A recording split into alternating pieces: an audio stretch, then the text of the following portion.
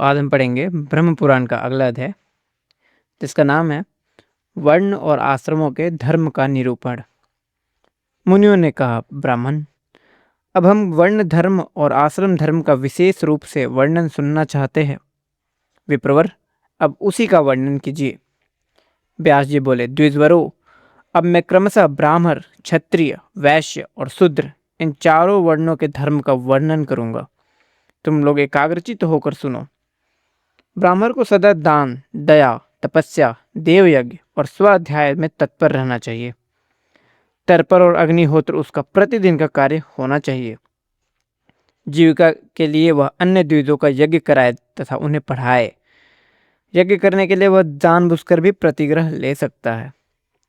सब लोगों का हित साधन करना और किसी का भी अपने द्वारा अहित न होने देना, यह ब्राह्मण का कर्तव्य है। समस्त प्राणियों के प्रति मैत्री का होना, यह ब्राह्मण के लिए सबसे उत्तम धन है। केवल ऋतुकाल में पत्नी के साथ समागम करना ब्राह्मण के लिए प्रशंसा की बात है। क्षत्रिय भी अपने इच्छा अनुसार ब्राह्मण को दान दे, नाना प्रकार के यज्ञ द्वारा भगवान का यजन करे और स्व अध्याय में संलग्न रहे। शस्त्र चलाकर जीवन निर्वाह करना और पृथ्वी का पालन करना, ये दो क्षत्रिय की मुख्य जीविकाएं हैं। उनमें भी पृथ्वी की रक्षा उसके लिए मुख्य आजीविका है। पृथ्वी का पालन करने से ही राजा कृतार्थ होते हैं, क्योंकि उसी से उनके यज्ञ आदि कार्यों की रक्षा होती है। जो राजा दुष्ट पुरुषों का दमन और साधु पुरुषों का पालन करके सब वर्णों को अपने अपने धर्म में स्थापित करता है, वह मनोवांछित लोगों को प्राप्त होता है। लोक पितामह ब्रह्मा जी ने वैश्यों के लिए पशुओं का पालन, व्यापार और खेती, ये 3 आजीविकाएं प्रदान की है। वेदों का अध्ययन, यज्ञ, दान, धर्म तथा नित्य और नैमित्तिक आदि कर्मों का अनुष्ठान वैश्य के लिए भी उत्तम है।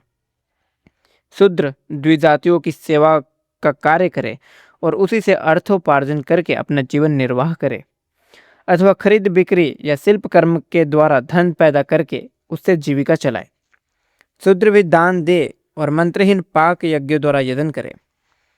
वह श्राद्ध आदि सब कार्य बिना मंत्र के कर सकता है। भृत्य आदि का भरण पोषण करने के लिए सबके लिए संग्रह आवश्यक है। ऋतुकाल के समय अपने पत्नी के पास जाना, सब प्राणियों के प्रति दया भाव रखना, शीत उष्ण आदि द्वंद्वों को सहन करना, अभिमान न रखना, सत्य बोलना, पवित्रता पूर्वक रहना, किसी को कष्ट न पहुंचाना, सबका मंगल करना, प्रिय वचन बोलना, सबके प्रति मैत्री का भाव रखना, किसी वस्तु की कामना न करना, कृपणता न करना तथा किसी के भी दोष न देखना, ये सभी वर्णों के लिए सामान्य रूप से उत्तम गुण बताए गए हैं। चारों आश्रमों के लिए भी यह सामान्य गुण है। ब्राह्मणों, अब ब्राह्मण आदि वर्णों के उपधर्म बताए गए हैं। आपत्ति काल में ब्राह्मण के लिए क्षत्रिय का कर्म, क्षत्रिय के लिए वैश्य का कर्म तथा वैश्य और क्षत्रिय दोनों के लिए शूद्र का कर्म कर्तव्य बताया गया है। सामर्थ्य रहते इन दोनों को शूद्र का कर्म नहीं करना चाहिए, परंतु आपत्ति काल में वही कर्तव्य हो जाता है। आपत्ति न होने पर कर्म संकर कदापि न करे। ब्राह्मणों, इस प्रकार मैंने वर्ण धर्म का वर्णन किया है। अब आश्रम धर्म का भली भांति वर्णन करता हूँ, सुनो। उपनयन संस्कार होने पर ब्रह्मचारी बालक एकाग्रचित हो गुरु के घर पर रहते हुए वेदों का अध्ययन करे। शौच और सदाचार का पालन करते हुए गुरु की सेवा करे। पवित्र बुद्धि से व्रत के पालन पूर्वक वेदों की शिक्षा ग्रहण करे। दोनों संध्याओं के समय एकाग्रचित हो सूर्योपस्थान, अग्निहोत्र और गुरु का अभिवादन करे। गुरुदेव खड़े हो तो स्वयं भी खड़ा रहे। वे जाते हो तो पीछे पीछे जाए और वह बैठ रहे हो तो उनसे नीचे आसन पर बैठे। शिष्य को चाहिए कि वह गुरु के विपरीत कोई आचरण न करे। उन्हीं की आज्ञा से उनके सामने बैठकर एकाग्रचित से वेद का अध्ययन करे। गुरु का आदेश मिलने पर भिक्षा का अन्न ग्रहण करे। जब आचार्य पहले स्नान कर ले तो स्वयं जल में प्रवेश करके अवगाहन करे। प्रतिदिन प्रातःकाल आचार्य के लिए समिधा और जल आदि ले आए। जब ग्रहण करने के योग्य वेदों का पूर्ण रूप से अध्ययन कर ले, तब विद्वान पुरुष गुरु दक्षिणा देकर गुरु की आज्ञा ले गृहस्थाश्रम में प्रवेश करे। विधि पूर्वक योग्य स्त्री से विवाह करके अपने वर्णोचित कर्म द्वारा धन का उपार्जन करे और उसी से यथाशक्ति गृहस्थ का सारा कार्य पूर्ण करे। श्राद्ध के द्वारा पितरों, यज्ञ द्वारा देवताओं अन्न से अतिथियों, स्वाध्याय से मुनियों, संतनों, उत्पादन से प्रजापति, बलि वैश्व देव से संपूर्ण भूतों और सत्य वचन के द्वारा संपूर्ण जगत का पूजन करे। ऐसा करने वाला पुरुष अपने कर्म द्वारा उपार्जित उत्तम लोकों में जाता है। भिक्षा पर निर्वाह करने वाले सन्यासी और ब्रह्मचारी भी गृहस्थों के ही अवलंब से रहते हैं, तब गृहस्थ आश्रम श्रेष्ठ माना गया है। जो ब्राह्मण वेद अध्ययन, तीर्थ स्नान और पृथ्वी के दर्शन के लिए भूतल पर भ्रमण करते हैं, जिनका कोई घर नहीं है, जो प्रायः निराहार रहते हैं और जहाँ संध्या हो गई वहीं डेरा डाल देते हैं, ऐसे लोगों का सहारा और आधार गृहस्थ ही है।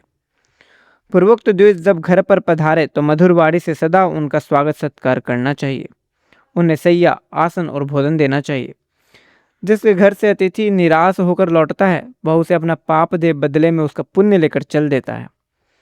गृहस्थ पुरुष में दूसरों के प्रति अवहेलना, अपने में अहंकार, दंभ, परनिंदा, दूसरों पर चोट करने की प्रवृत्ति और कटु वचन बोलने का स्वभाव होना अच्छा नहीं माना गया है।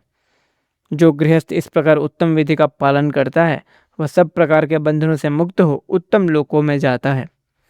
गृहस्थ पुरुष बुढ़ापा आने पर अपनी स्त्री का भार पुत्रों को सौंप दे और स्वयं तपस्या के लिए वन में चला जाए, अथवा स्त्री को भी साथ ही लेता जाए। वह पत्तियां, मूल और फल आदि का आहार करते हुए पृथ्वी पर शयन करे। सिर के बाल, दाढ़ी और मूछ न कटाए। वानप्रस्थ मुनि के लिए सब लोग अतिथि है। वह मृग चर्म, कास और कुश आदि की कौपीन एवं चादर धारण करे। उसके लिए तीनों समय स्नान करना उत्तम माना गया है।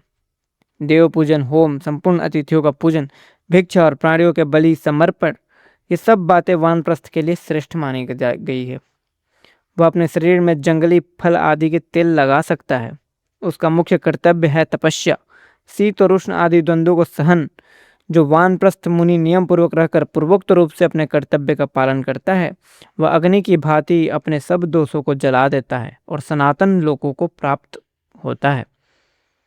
मुनियों, मनीषी पुरुष जो भिक्षुक चतुर्थ आश्रम बतलाते हैं, उसको स्वरूप का वर्णन सुनो।